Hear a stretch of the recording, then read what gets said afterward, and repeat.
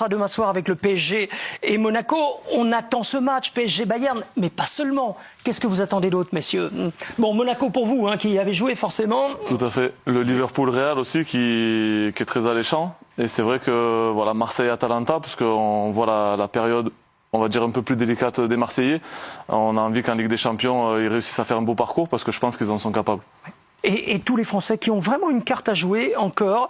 Mais on va commencer par PSG-Bayern. C'est la plus belle affiche actuellement? C'est ce qu'on peut proposer de mieux. Bon, écoutez, vous avez le champion d'Europe qui survole la Ligue des Champions face à l'équipe qui a gagné tous ses matchs cette saison, le Bayern. Donc effectivement, c'est le match au sommet au début novembre, à l'heure où on se parle. Regardez le classement de la Ligue des Champions. Vous allez tout comprendre. Le PSG est actuellement en tête devant le Bayern. Il y a 5 clubs invaincus. Ils sont là sous vos yeux. Mais PSG, Bayern sont en tête de ce classement. Très sincèrement, il n'y a pas plus beau. Je pense que c'est les deux meilleures équipes d'Europe avec Arsenal. On peut rajouter Arsenal parce que c'est vrai que c'est le trio aujourd'hui qui se démarque. Voilà, ça peut être une finale de Ligue des Champions. On l'a déjà vu il y a quelques années, c'était la finale. Voilà, c'est un des plus gros matchs et je pense que ça va nous faire vibrer. Et ce sera demain soir. Tout à fait. Sur Canal Plus Foot avec un multiplex gratuit, mais ça on y reviendra. Olivier Talaron est au Parc des Princes. La bonne nouvelle de la journée, Olivier, c'est qu'Ousmane Dembélé jouera, mais débutera-t-il ? C'est une bonne question, Eric. Vous avez dit qu'il s'est entraîné ce matin. C'est vrai, en tout cas pendant les 15 premières minutes qu'on a pu voir, nous. Mais Luis Enrique l'a confirmé. Hein, il va bien, Ousmane Dembélé. Alors, on était un petit peu surpris parce qu'on a tous vu cette image où il dit face à Nice à la fin du match qu'il souffre quand même de son ischio droit. Luis Enrique a un petit peu démenti tout cela aujourd'hui en conférence de presse en indiquant que Ousmane Dembélé depuis 15 jours s'entraîne normalement. Qu'il postule évidemment à être sur le terrain demain.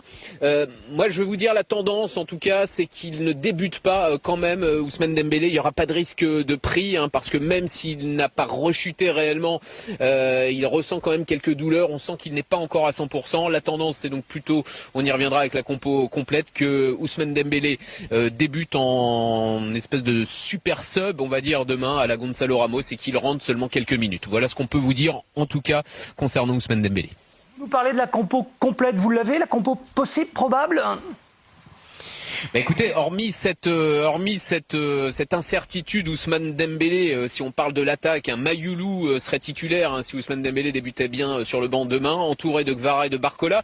Au milieu de terrain, Vitinha, bien sûr incontournable, associé à Joao Neves. Pour la 3e place au milieu, Fabian Ruiz n'a joué que quelques minutes après quasiment un mois d'absence ce week-end. Donc Warren Zaïre-Emery pourrait débuter. Il est en balance donc avec Fabian Ruiz. Et puis derrière, Zabarni est suspendu après son rouge à Leverkusen. Retour de Marquinhos associé à Pacho. Et puis sur les deux côtés, les deux meilleurs latéraux du monde actuellement, Achraf Hakimi, Nuno Mendes dans les buts, Lucas Chevalier. Voilà à quoi devrait ressembler ce 11 parisien demain, Eric. La meilleure équipe possible en l'absence de Ruiz, voire de Dembélé? Oui, je pense. Et justement, j'ai hâte de voir Gvara. Parce que sur le début de saison, c'est un joueur que j'aime beaucoup. Mais sur le début de saison, il est un peu décevant. Plus en Ligue 1 qu'en Ligue des Champions. Tout à fait, ouais, c'est ça. Choisir un peu ses matchs. Voilà, comme le PSG, c'est ce que vous voulez dire. Un petit peu. Et du coup, il n'a qu'une passe décisive, je crois. Pour un joueur comme ça, je pense qu'on attend un peu plus. Et sur des gros matchs, je pense qu'il peut apporter beaucoup. Donc voilà, j'ai hâte de le voir. Olivier Talaron avec Luis Enrique tout à l'heure. Bonjour Louis, évidemment c'est un adversaire très fort qui va arriver demain au Parc des Princes. 15 matchs, 15 victoires, 54 buts marqués, 15 encaissés. Est-ce que ça vous motive, ça vous impressionne, ça vous fait peur? Pas peur. S'il vous plaît. C'est une motivation très claire. Très claire, je pense que ça sera pareil au match d'Atlanta cet dernier été. Des meilleures équipes de l'Europe. C'est une motivation, très claire motivation, et ce sera le match qu'on attend. Le match n'est pas décisif, on le sait, vous l'avez dit, mais en quoi, psychologiquement, c'est peut-être important de battre une équipe qui est invincible jusqu'ici? Il n'y a pas d'équipe invincible, et ils sont dans un très bon schéma, mais pour nous, que nous avions un calendrier très exigeant, c'est différent. C'est la difficulté de cette compétition parce que il y a les mêmes valeurs en termes de points, Mais c'est différent de jouer contre Pafos ou jouer contre Bayern Munich ou Barcelona ou Leverkusen. Et en ce sens-là, nous devons penser à gagner les points l'avant possible. Vous dites que vous jouez pareil en Ligue 1 et en Ligue des Champions, mais les résultats sont meilleurs en Ligue des Champions. Pourquoi? Pour la même raison que l'année dernière, ils sont meilleurs dans la Ligue, fait à l'inverse, et c'est comme ça. Parce que Pas une question de motivation. non, le football est beaucoup de fois imprévisible et il faut accepter ça. Bien sûr qu'on peut améliorer, et je pense, non seulement dans la Ligue, mais aussi dans la Champions League. Et c'est notre objectif. Merci, c'était 3 questions, vous voyez. Non, Merci. Et Olivier a posé la bonne question. C'est vrai qu'il y a un PSG Ligue 1 et un PSG Ligue des Champions. C'est ce que disent les chiffres, en tout cas. Carrément. Ben, on a regardé. On a vu qu'en Ligue 1, le PSG, avant le début de la Ligue des Champions, avait pris 12 points sur 12 possibles.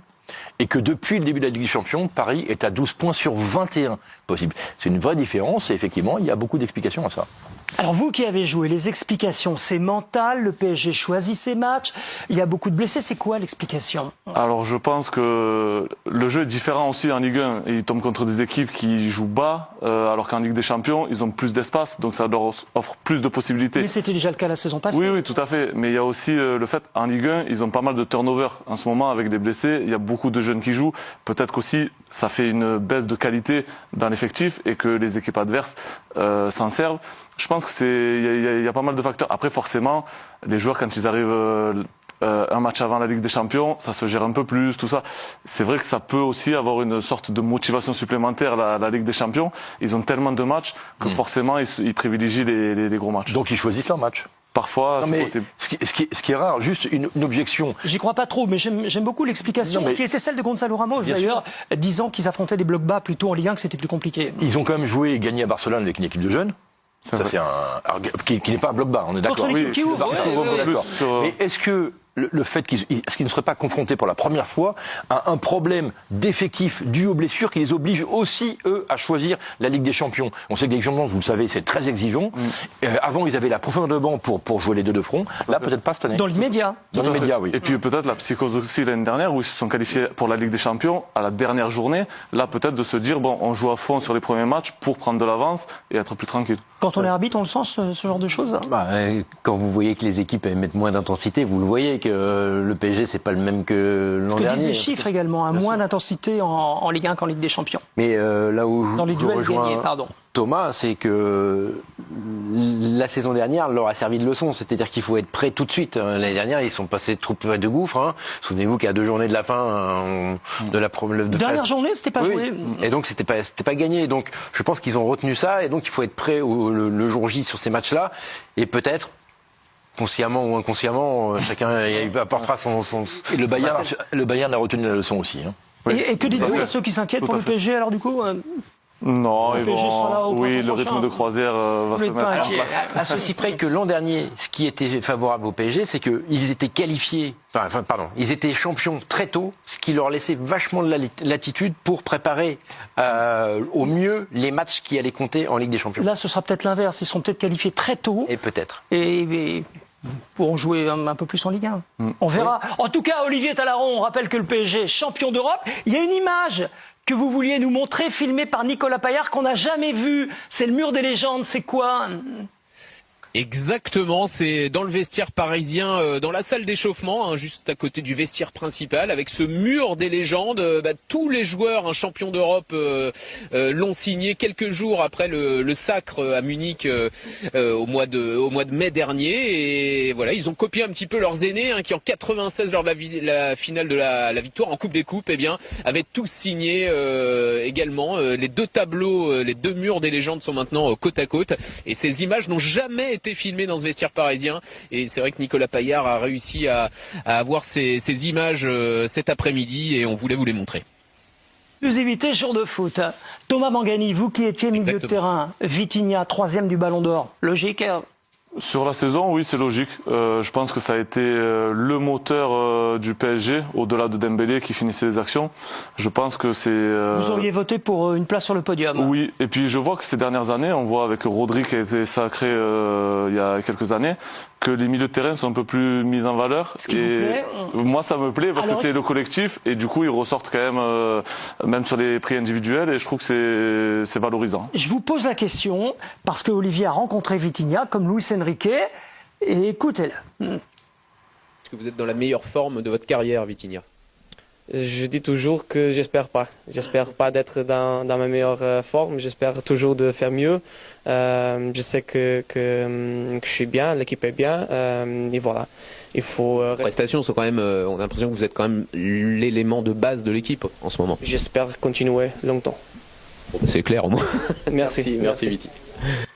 Il dit qu'il n'est pas encore au top. C'est ça qu'il faut retenir de cette interview. C'est incroyable. Mais où va-t-il s'arrêter? C'est magnifique. Ballon d'or un jour. On voit l'humilité qu'il a justement d'avoir envie de continuer. Après, ce qui est dur aussi, c'est de continuer sur plusieurs saisons. On le voit. Moi, je pense aussi ce qui lui a beaucoup apporté, c'est Luis Enrique qui a cru en lui. On a vu que Luis Enrique s'est séparé, par exemple, de quelqu'un comme Verratti qui apportait beaucoup, mais Vitinha est plus décisif et vraiment apporte une plus-value certaine sur même les gros matchs. Ce qu'on reprochait un peu à Verratti quand parfois il était absent sur des gros matchs. Et je pense que c'est pour moi le joueur du PSG. D'ailleurs, s'il est absent, j'aimerais bien voir comment le PSG peut le remplacer. Ça pourrait être compliqué sans lui. Le PSG aura besoin de lui demain.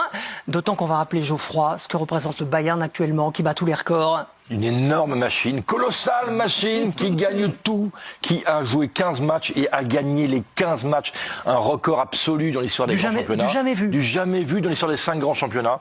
Et puis regardez, sur ces 15 matchs, c'est 54 buts marqués. En gros, pour vous dire, en moyenne, ils battent leurs adversaires par 3 buts d'écart cette saison. Voilà, c'est ça le Bayern qui vient demain au Parc des Princes. Et ce qu'il y a d'inquiétant, Olivier Talaron, c'est que ce Bayern, si l'on accepte Moussiala, blessé de longue date, sera au complet. Oui, exactement. Et c'est vrai qu'il fait peur ce Bayern, en tout cas sur le papier, pour ce match de demain. Regardez là cette compo. Évidemment, l'homme à surveiller, ce sera Harry Kane. Mais s'il n'y avait que lui dans cette équipe, ce serait beaucoup plus simple. Michael Olise, bien sûr, sera là. Diaz sur le côté gauche, Gnabry, évidemment, un petit peu en retrait. Et puis derrière, Upamecano, Neuer dans les buts. Oui, c'est une équipe qui est très impressionnante, comme l'a dit Geoffroy, au niveau des statistiques. Mais on va rappeler quand même, Eric, que la dernière équipe à avoir battu le Bayern Munich, c'était cet été. Cette équipe, c'était bien le PSG. Et on a rencontré tout à l'heure Vincent Kompany, il s'en souvient encore très bien. On va revoir la compo. De quoi avoir peur quand on voit cette équipe? De chaque joueur, de chaque ligne, de tout De tout le monde. C'est la plus belle équipe du Bayern depuis très très longtemps. On a l'impression qu'ils sont très forts tous les ans. Non, mais depuis Heinkes, mais dans un autre style. Heinkes, c'est très vertical, ou Flick, très vertical aussi avec Lewandowski. Là, le danger vient de partout. Les combinaisons sont multiples. On ne sait pas, c'est simple, on ne sait pas où donner de la tête lorsque le Bayern joue. C'est Vincent Kompany dont parlait Olivier qui a tout changé. Il a apporté beaucoup. On émettait des doutes sur lui. Oui, tout à fait. Mais je trouve que ça se ressemble beaucoup les deux équipes dans le sens où c'est un collectif. C'est pas d'individualité, c'est vraiment comme le PSG. Tout à fait. C'est pour ça que ça me plaît. Et Luis Enrique avait apporté ça justement. On reprochait avant à Paris d'être trop sur les individualités.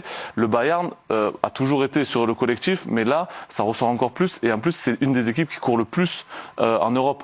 Ils font 123 km, je crois, de moyenne par match. Pavlovic, Kimmich, ça fait que courir. Donc ça va être justement avec le milieu du PSG un gros match.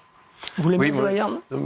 Oui, c'est incroyable. Mais alors, ce que dit Thomas est juste, c'est-à-dire qu'il n'y a pas d'énorme individualité en dehors de Kane, qui a un grand nom, mais sinon, vous regardez l'équipe, il n'y a pas des noms ronflants comme il y a eu au Bayern, et c'est effectivement le collectif. En ça, ils sont très proches, Enrique et compagnie, et il y a une subtilité au Bayern, c'est qu'ils ont laissé du temps à compagnie aussi. Ouais. Parce que, alors que c'est un club où on se dit, ils ont une exigence de résultat.